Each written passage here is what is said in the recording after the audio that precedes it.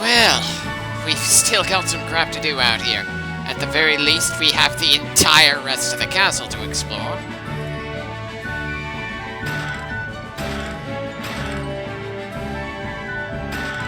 On the one hand, I kind of want to laugh at the fact that we're finding rusty mail down here. This is a forgotten corner of the castle. It only makes sense that a lot of the stuff in it is essentially useless. This is the place where items go to be forgotten. But on the other hand, I can't help finding it annoying, since I doubt there's ever going to be any genuine use for rusty armor in this game, especially this late in.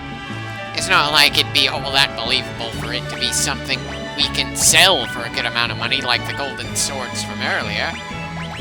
Well, it got me chuckling, so I suppose it was better than just being another forgotten corner with some random crap. I mean, sure, I'll probably forget about it at some point, but still. Anyway, I suppose it's not a surprise that only the Viking can use the Thorian hammer. Still, I can't help remembering that back in Final Fantasy I, the White Mage could use Thor's hammer as well. It was the best weapon that the White Mage could get for the entire game.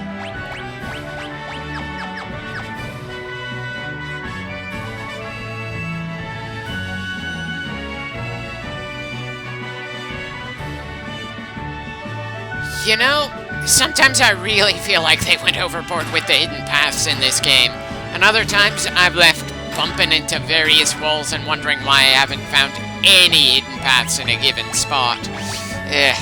I'm pretty sure from the PlayStation 1 era onwards, Final Fantasy just stops bothering with hidden paths, though maybe that's because they didn't have a need for them anymore after a certain point. Graphics had improved, to a degree where environments could be more interesting without having to make them ridiculous to have to navigate through even with a map. Though it could also be a case of me just not noticing hidden paths.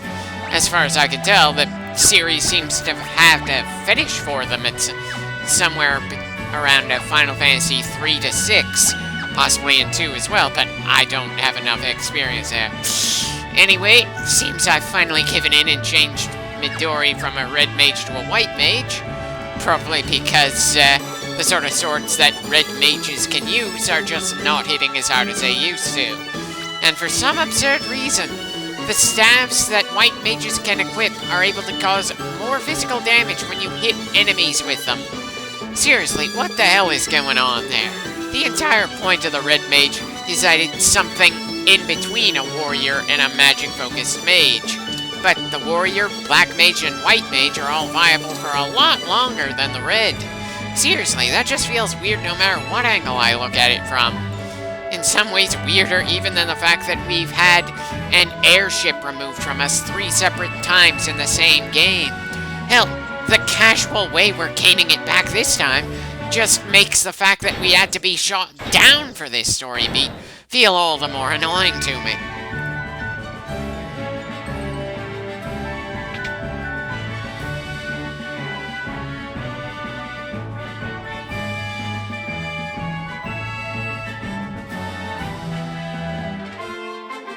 Considering the fact that it's called the Nautilus, there's no way it's not going to end up turning into a submarine later on. I suppose that might be interesting, but anyone want to bet that at some point we'll need another replacement airship at some point?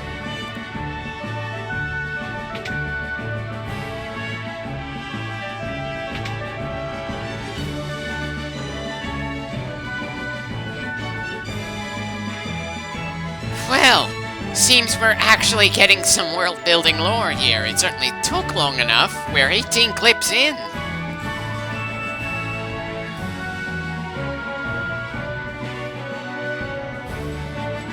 Okay, guess we'll learn more about these 3 sages when we get to that continent. But first, we've still got a good amount of this castle to explore.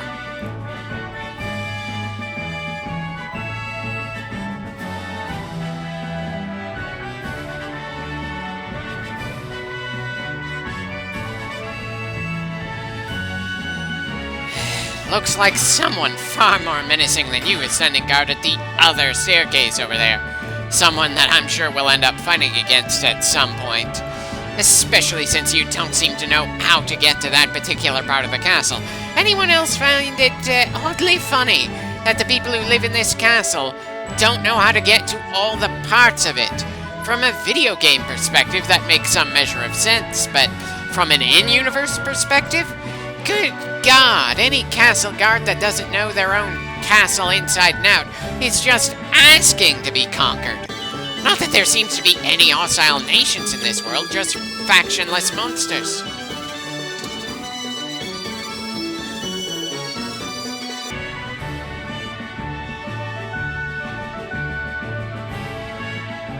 Already checked that and explored it thoroughly. Still, I definitely appreciate the fact that you had something more meaningful to say than many of the other guards out here. Anyway, let's start looking at the stores now that they're allowed to be open. That was such a stupid limitation for us to have to deal with.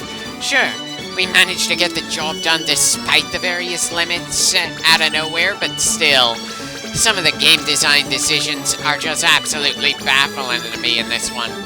And considering I don't remember any of the other Final Fantasies repeating some of the mistakes that I'm bitching about in this game, it's hard not to feel like the game designers kinda knew on some level that they screwed up when they decided that the actual Final Fantasy 2 and 3 should not get localized outside of Japan.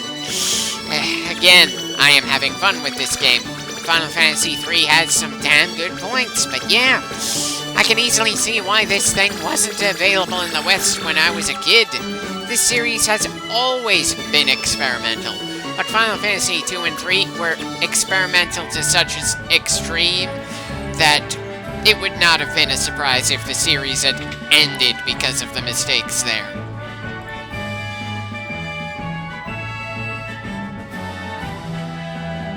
Okay, so we're getting some lore about the tower that Desch got himself killed to fix quite a while ago. Kind of wish that we'd seen more lore about the place while we were still on the floating continent, though.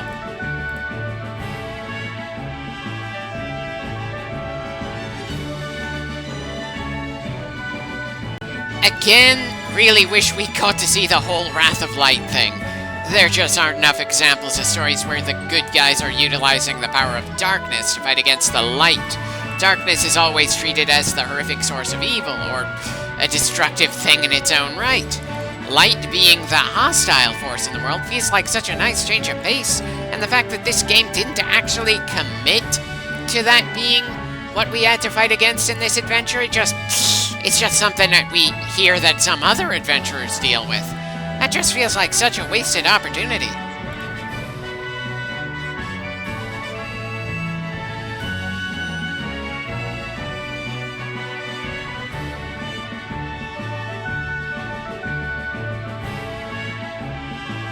Okay, Hidden Village, Dark Nights, and that might be interesting. Okay, apparently we're not actually allowed to read all that much of the science of this world. And, okay, since we lost the Enterprise, I'm pretty sure that list of the top 3 ships needs to be revised. And considering the fact that we have not seen the Invincible yet, I have the distinct feeling the Nautilus is going to have some issues as well. And apparently I'm not going to bother with the Dragon Spire just yet. I'm not too sure why. It might have been the place that we were actually meant to go to grind for the sake of getting prepared for Garuda. But,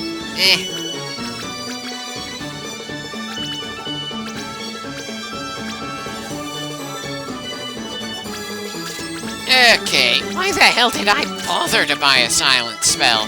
The Shade spell is out of character for me as well. I doubt, either of those spells would be of any use against any bosses. And for the most part, at least before the final dungeon, any regular enemies that pop up would not be worth spending the magical energy to take them out like that. And as I keep saying, I'm generally the sort of person who goes for spells that cause direct damage. I just don't typically go for the status affecting stuff. Though I suppose I did need a few status affecting spells back in our playthrough of Final Fantasy 1. It couldn't hurt to have a few tricks in our bag just in case we run into something that requires us to change our plans by that much. Though, it's pretty damn tough to feel like we're secure enough to make any real plans this far in. Especially when it's so easy for us to run into issues simply because the bosses all seem to require us to have very specific tactics when dealing with them. Seriously, this game just feels way too oddly restricting in terms of what we're allowed to use against some of these bosses. When you give the player the freedom to have pretty much anything in their team, don't make that feel like a trap. Ugh. And great, now I can't help wondering if it's better for a game to end up feeling too easy, like many of the Pokemon games that also give you plenty of freedom, or too difficult, like, so many, things like Shin Megami Nocturne, or the various Dark Souls games.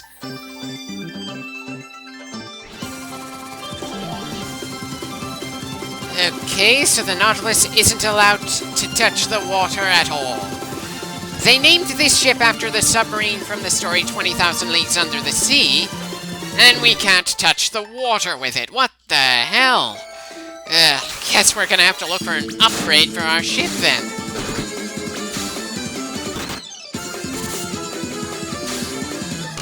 Well, this certainly seems like an annoying enemy type to deal with.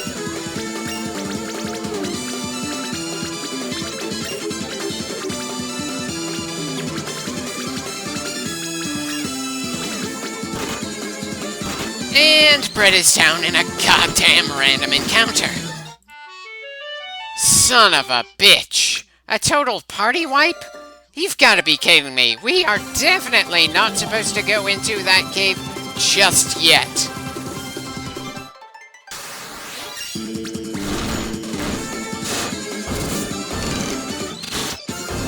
Well, that was certainly more manageable.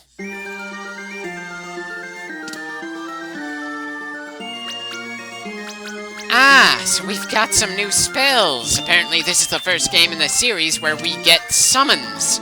Certainly interesting, but I have the distinct feeling I'm gonna stick with black magic, not summons. I certainly felt that way back in Final Fantasy IV. Hey, chocobos can be useful to summon, especially if you need a ride. Not that we need to ride chocobos in this game, outside of that easily solved bet from that kid pretty early on. Or relatively early on, at least. It can get a bit tough to tell how long ago we made certain bits of progress in a game like this, especially since it lacks much in the way of a story. Sure, I can check the footage and all that, but still, it's really tough to keep track of just how much we've really accomplished in a game this long.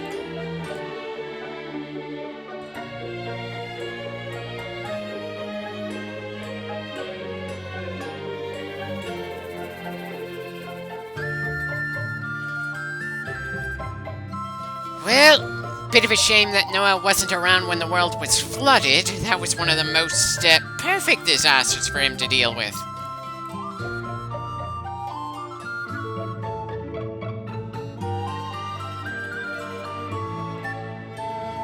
Okay, I can see why someone named Noah would be able to control Leviathan, but why Bahamut? And did we really need to gain the Evoker class before we gained the ability to buy any summons? Just another thing that feels strange about how things work around here.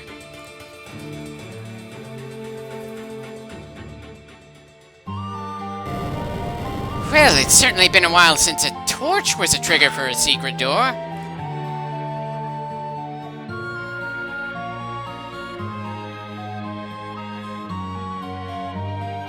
Nice to know where we need to go, but unfortunately our current ride can't even touch water for the moment. I don't suppose you know where we can look for an upgrade that would let us go underneath, do you? Because I'm half tempted to go all the way back to Sid to see if he's got anything for it.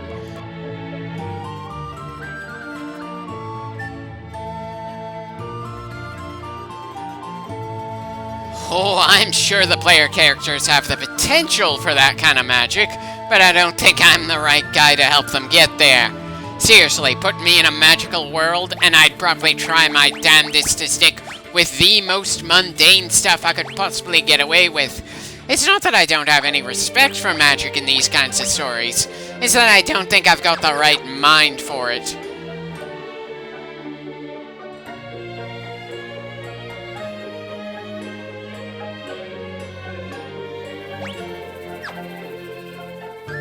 Yeah, definitely quite a few hidden paths in this game, some of which feel completely nonsensical.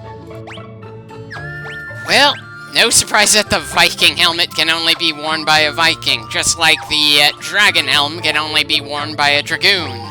Still, excuse me for wishing that there were fewer items that required us to be one specific class in order to use them. Seriously, the Black Mage has shown that he can use a bow. So why is it that the higher-end bows just plain are not available at all? It's shown as the same icon as the bows that a Black Mage can equip, after all. And good God, I just cannot seem to fully commit to if Midori is going to stay as a Red Mage for a while longer or switch over to a White Mage. There's just no great argument for either of them, really. Well, guess we may as well enter the cave here. Well, the music sounds oddly solemn in here, but then again, this game has quite a number of surprisingly dark bits to its tale, despite the fact that it's trying to be a simple, whimsical thing.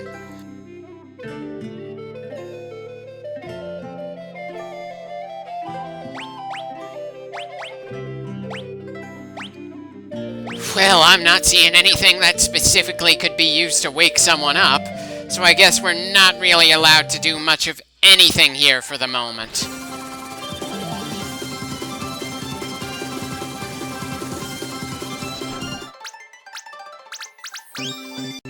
I think we can fit some more footage into this clip. At the very least, it looks like I'm finally entering the Dragon Spire now. Certainly took me long enough to get in here. I doubt we're gonna be especially amazed with what we find here, especially since we already defeated Garuda.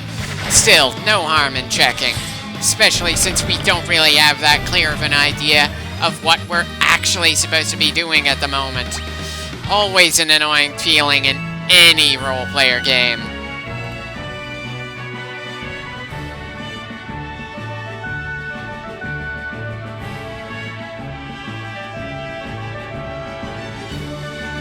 Huh. For some reason I was expecting the Dragon Spire to be a bit more complicated than this. Nope.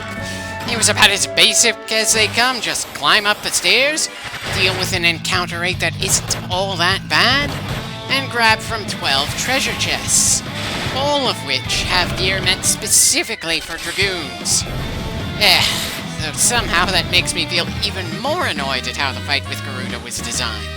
The fight was practically screaming what you should do, trying to remove as much of the tactical equation from the player as possible, and they were doing so for a boss fight of all things. The sort of fight that this sort of game should make more tactical than the average encounters.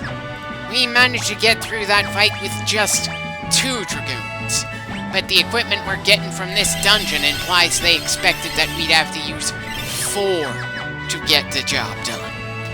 Just 4 guys constantly using the jump command, doing obscene amounts of damage each round because Garuda is specifically weak to that kind of offense.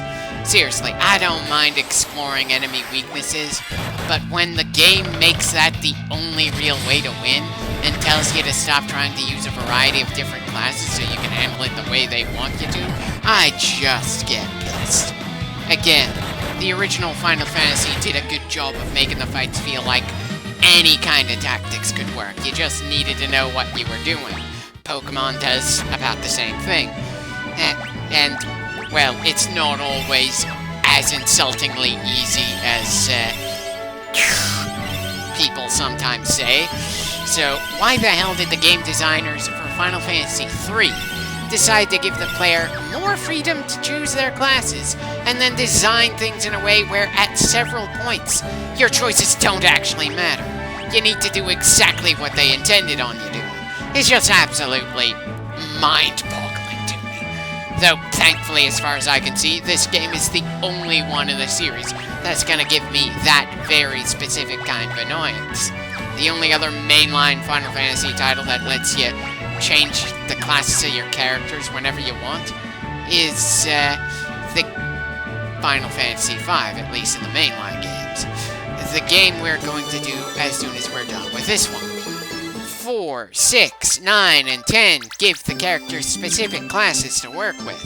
7, 8, and 12 give you the ability to enhance the characters however you want in varying ways with just a few details like equipment and some special moves that are character specific, though I think the Zodiac edition of 12 might have made things more class-centric. I can't really say all that much about 13, 15, or 16, considering the way you control the characters in battle is drastically different from everything that came before, and they don't really feel all that similar to each other. 13, I have honestly little opinion of one way or the other, even with its sequels. 15, I love the atmosphere, especially in the beginning and middle stages of the game. It's essentially a vacation simulator, but the story is kind of all over the place, and the gameplay is a sort of broken mess where you're either pretty dominant or constantly getting your ass kicked. And all too often it feels like a matter of luck and levels than skill. And 16, well, that feels like a good overall game, but I just feel awkward calling it a Final Fantasy title, since it's less of a party system and more of a solo action game. I know, I should focus on the Final Fantasy we're currently going through, not the later ones in the series. I just feel sorry to say that at the moment, there's not really much going on in this game that's drawing me into the experience right now. It's not pushing me away to the point of wanting to drop it, but still. As a side note, I apparently shifted Carmine back to a warrior instead of keeping him as a knight, because part of me is kind of convinced that if you manage to level up a class in this game to the maximum possible level, that will have some benefit to the character who has that class leveled up. That will be a thing in Final Fantasy V, but I'm not sure it's a thing in Final Fantasy III. Besides, it's not like I was using the knight's ability to use white magic in any way, shape, or form. Hell, I've been using healing items a hell of a lot, because the magic system doesn't work on the MP system.